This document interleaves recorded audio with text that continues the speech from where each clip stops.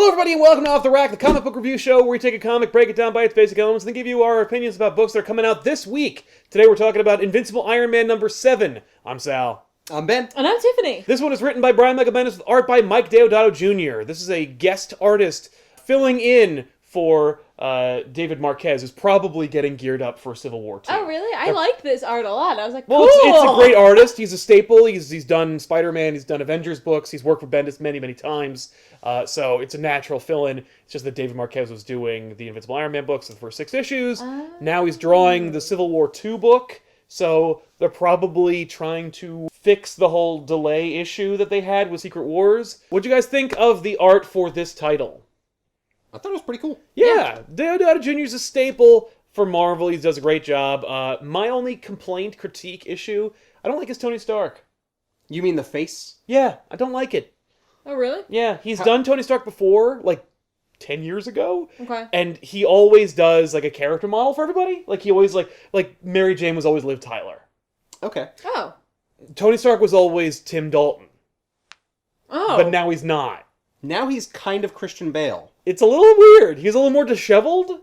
Like, yeah. He looks a little like less put together. I kind of like Which that. still works. I like disheveled Tony Stark. I didn't really have a problem with his model. I don't know. I wasn't thinking about it. I was just... I'm always aware of I it, really though. appreciated the fact that because of the MCU, that, like, for me, Tony... He's not drawing No, Robert no, Downey no. Jr.? I was going to say that, like, Tony Stark and Rhodes, like, they're real individuals to me. Like, Yeah. like I have a, like... person, not just a person, but like they're more real. Yeah. And I really appreciated the style matching that more realistic concept that I had in my head. That's which true. is totally not what they were probably going for, but I was like, yeah, thanks. This is happening. Yeah, so they look like people and not just comic book It's characters. Yeah, true. yeah, And yeah. that's Deodato's style. He draws like realistically, but not like Alex Ross realistically. Right. Just a very different version of realistic. He drew Original Sin. It's very stylized. It still looks great and it's still cool. I was really surprised that I liked this book because when it started off with Rhodes being in Japan and taking care of some things, I was like, great, we've got War Machine out, he's doing some stuff, whatever. And then that became my favorite part of the book. I really like the diner scene, but Rhodes at the end, dealing with the ninja women. Yeah. Oh my god, I loved it. See, now I was the exact opposite because I was like, ooh, Japan. Yeah. You're like, yay! Let's stay here. Well, then you, my dear, would like Amazing Spider-Man because it's all in Japan. What'd you think of the writing for the story? It's Bendis. It was great. It was really great. I gotta say, like, it's difficult for me to really gauge it because the voice is already there for me. Like, I hear Robert Downey Jr., I hear... He knows too. What's he his wants name? You. Oh, Don Cheadle. Don Cheadle. You know what I mean? Like, I hear their voices. Who do you hear for Doom? Oh, I didn't hear anything. That's what was amazing. Which Yeah. is... I was like, do I read this in an accent? Is there an accent here? There's an accent. But what is it? But none of the vowels seem to indicate accent. Nope. So there was no voice. But for the two main protagonists, there was definitely, I was like, this is definitely helping to carry the dialogue for me. Not that it really necessarily needed it, but like, it makes it more difficult for me to judge it on a, like, objective level. I like Bendis' writing, especially when he is not dealing with big stories. He's just telling like character-driven story. He's just like, this is Tony Stark. This is my version. Meh. Like his last book with X-Men was kind of a disaster, and it was, I think, because he was trying to juggle too many things at once. Okay.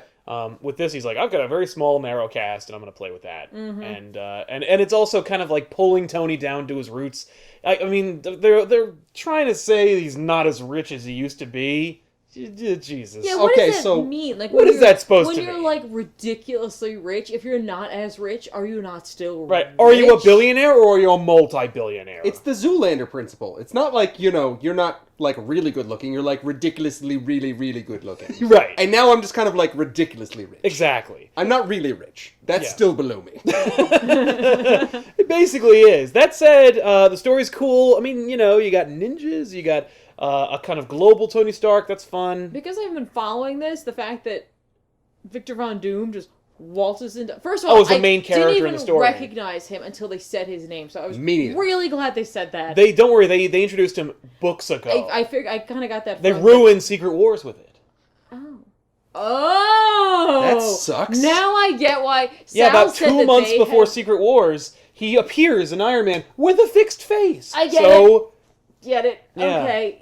It was kind of a really weird, good jumping on point. Yeah. Yeah. Yeah, actually, because we it's part 2 of like the War Machine story, Oh. and right before that, Doom and Stark teamed up to fight Madame Mask, who was infected by a demon, which Yeah, they by referenced. the way, really good tying into what's currently going on Agent Carter. Agent Carter, Madame Mask is on Agent Not Carter. even a clue. She's great. Yeah. It's cool. I want Madame Mask to go to the MCU. Yeah, because the actress who plays her is awesome. Which means they'll probably kill her. Because that's what they do. They're really awesome villains. God She's damn it. so good. I really She's like really her. good. She's movie level quality actress. It's like, oh shit, you are elevating the Like, show. she outshines the show in She a way. does. She elevates the material. Yeah. But yeah, Invincible Iron Man #7. Pick it up. We recommend it. That is what happened last week at Marvel. What are we recommending that's coming out tomorrow on Wednesday? Ben? Okay, so there are 2 books that I'm excited about, and they're actually books that I've already recommended, so you should already be on board for these. Here we go. From Marvel, you know I'm excited about Totally Awesome Hulk #3. Frank Cho is doing great with that art, and the story that Greg Pak is putting out is really fun. This week, Fing Fang Foom. Finally. Dude, I swear to God, I must have stroked off because I swear I don't remember you ever recommending this, but I know you must have, and I'm like, Huh? huh? Fin Fang Foom. I'm in. Fin Fang Foom. Awesome. I love that character. The next one from DC, Green Lantern Corps Edge of Oblivion #2. You know I was excited about #1 with Jon Stewart really being the focal point. Written by Tom Taylor, art by Ethan Van Sciver, and Ethan Van Sciver's done some cool stuff. The Nice. book is looking cool, so I definitely recommend it. Titles that I recommend, of course, Batman #49 sees Bruce Wayne back in the duds. Slightly different art this time. What? I know, believe it or not, but What? Bruce Wayne will be returning as Batman. I assumed he was never coming back. I assumed they were going to kill him, right? Right? Well, they did, but then he came back, and then you thought, oh, maybe he'll live a life of luxury as Bruce Wayne, because Jim Gordon's Batman now. Nope. I am shocked. Well, Maybe he's not going to be Batman. Maybe he's going to get back in the duds and he'll be the Robin to Jim Jim Gordon's Gordon. Batman. yeah, no. You know, with the tights and the little booties. Batman Ninja Turtles #3 is coming out this week. Yes! This I time, forgot about that. we're finally seeing Batman fight Shredder. Which I'm in. Also, the Turtles have moved into the Batcave. Do you think that will also be in the Michael Bay movie? No. That's such a shame. You know what? So much is being crammed into that movie, they might as well put Batman in there. You just kind of like swoops to the background. Yeah, right? I swear to God, like, that movie is like... It's like the biggest fruitcake I've ever seen. It's just got everything jammed inside of it. But will Muckman be there? Muckman? I guarantee you there will be a reference to Muckman. Either a character will fall into some muck, or a character who played Muckman earlier will be like a newsboy, or like a pizza delivery kid. Do you think someone's Mark my going words. to fall into a trash can and then come out with a banana peel on their head? Batman Ninja Turtles #3 is being written still by James Tynion IV, and Freddie E. Williams III is still doing the art. It still looks great. It's a lot of fun. It's delivering on every conceivable level. Who could argue against seeing Batman and Ninja Turtles teaming up? And now, finally, the Turtles are in the Batcave. If Donatello doesn't augment the Batmobile, then I'm dropping the ball. Hold on, everybody. Because this week, I'm not going to be recommending Black Science #20. Oh, okay. Nor will I be recommending Descender #10. Oh, Or Injection #7. okay. Or Low #11. Which are all great books. That you have recommended before. I've recommended some of them. What I'm recommending this week is actually from Dark Horse. Oh, wow. Because Harrow County #9 is coming out this week. I love me some Harrow County. I know. Enough that I have to do this. Harrow County is written by Cullen Bunn.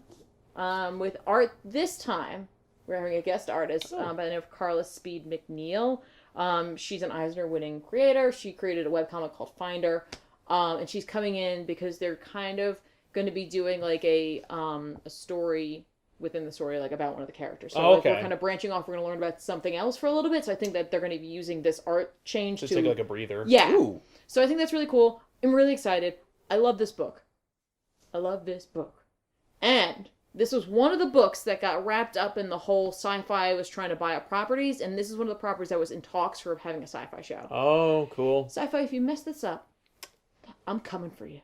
These are the books that are coming out this week, and of course, check out Invincible Iron Man #7, which came out last week. We'll see you guys next week with an all-new episode of Off the Rack. I am Sal. I'm Ben. I'm Tiffany. Keep on reading.